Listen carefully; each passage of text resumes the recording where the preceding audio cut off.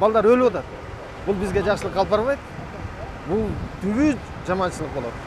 Мен буга каршымын. Тынчтык болсун, элибизде тынчтык болсун. Мына карапайым элди карасаңар, бирөө малын багып атат. Туурабы? Бирөө суусун саарып атат, чөбүн чаап атат. Туурабы? Мен өзүм мына таксовать этип иштейм.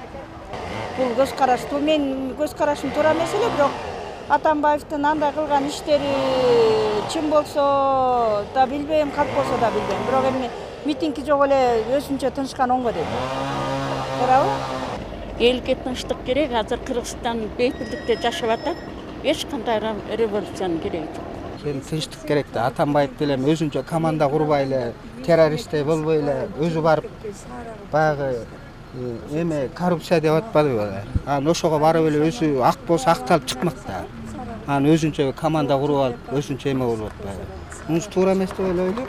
Революция болбой эле болгон жакшы. Революция өтпөдүк, бекер революция өттүк, эми үчүнчү революция кимде бар? Тынччылык керек да бизге элге. Тынччылык керек, революциянын кереги жок. Нормалдуу эл катары жашайлы дейминчи. Болбойт да бул. Революция деген бизге эч кандай кереги жок, эч пайдасы жок бизге мисалы үчүн. Революция туурабы? Ошо мен